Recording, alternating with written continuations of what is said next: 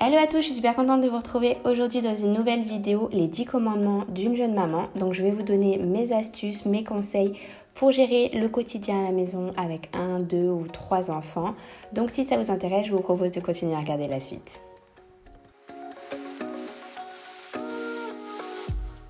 Avoir un planning et une organisation, c'est vraiment la grande chose qui a changé depuis que je suis maman. Avant, j'avais tendance à faire les choses un peu à l'arrache, à ne pas trop me prendre la tête. Et en fait, maintenant, vraiment toute la semaine, je note tout ce que j'ai à faire. Ça me permet d'être beaucoup plus organisée et beaucoup moins stressée aussi du coup.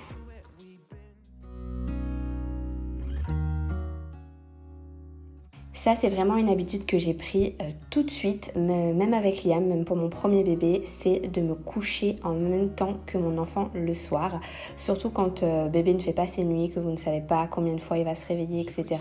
Pour éviter d'accumuler de la fatigue, toujours je me couche en même temps que mon bébé, vers 20h, 21h environ. Et ça me permet d'avoir un bon nombre d'heures de sommeil et de bien me reposer et de ne pas être épuisée la nuit quand bébé se réveille.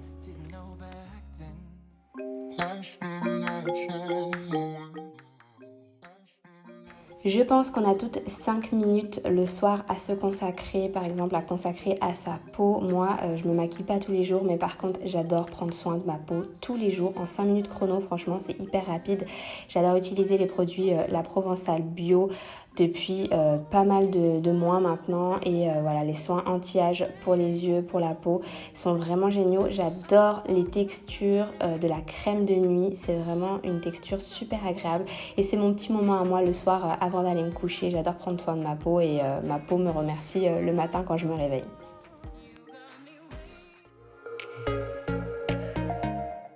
Une autre astuce que je peux vous donner, c'est aussi de privilégier le shopping en ligne plutôt qu'en magasin. C'est vrai que j'ai essayé au départ d'aller faire les boutiques avec mes enfants et au final je me suis vite rendu compte que c'était plus l'angoisse qu'autre chose. Donc je sais que dans les premiers mois de bébé on a besoin d'acheter souvent des vêtements parce qu'ils grandissent souvent de taille. Je vous propose de le faire sur internet, franchement ça va 10 fois plus vite. Vous pouvez le faire quand bébé dort sur vous. C'est vraiment hyper pratique et vous n'avez même pas besoin de vous déplacer.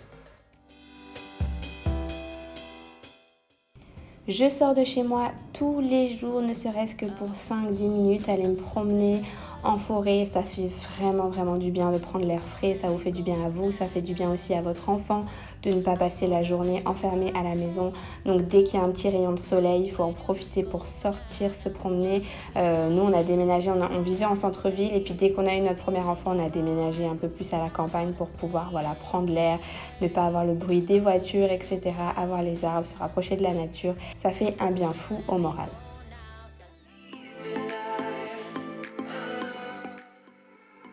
Quand on devient parent, on peut aussi facilement s'isoler, rester chez soi et c'est pas une bonne chose du tout. Donc je conseillerais d'inviter vos amis à vous rendre visite parce que je sais que c'est pas forcément facile de sortir, boire des cafés, etc.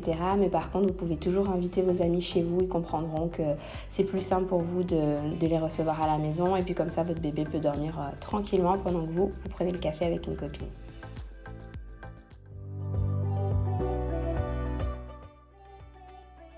Une autre chose que j'adore faire, c'est de porter mon bébé en écharpe. Bébé, c'est vraiment là qu'il est le mieux.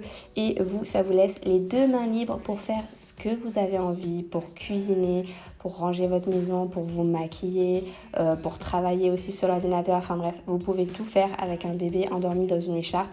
Et même s'il n'est pas endormi, il est tout près de vous, il sent vos battements de cœur, etc. Donc si vous pouvez vous inscrire à un atelier de portage pour apprendre à porter bébé, ça va vraiment vous être utile.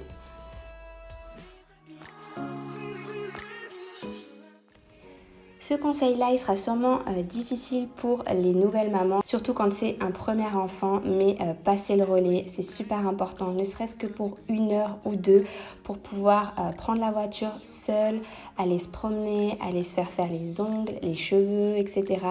N'hésitez pas à laisser votre enfant à une amie, à une maman, à votre chérie tout simplement, pour prendre soin de vous. C'est super important aussi de prendre soin de soi seul et d'avoir du temps de qualité seul pour pouvoir ensuite gérer le quotidien.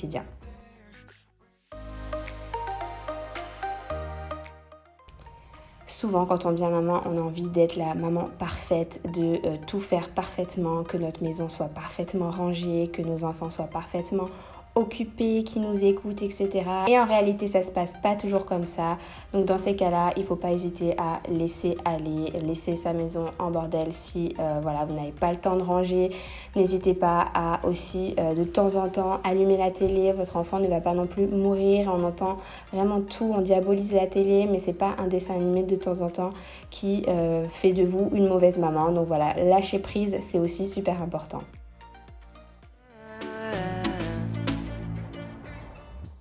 Et bien sûr, profitez de chaque instant parce que les enfants, ça grandit à une vitesse incroyable. On le dit beaucoup, mais c'est vrai. Et voilà, après, on regarde les années avec la petite larme à l'œil, les années qui défilent et on se dit, oh là là, c'était quand même vraiment bien. Même si c'était la course, c'était vraiment des super moments que j'ai passés avec mes enfants.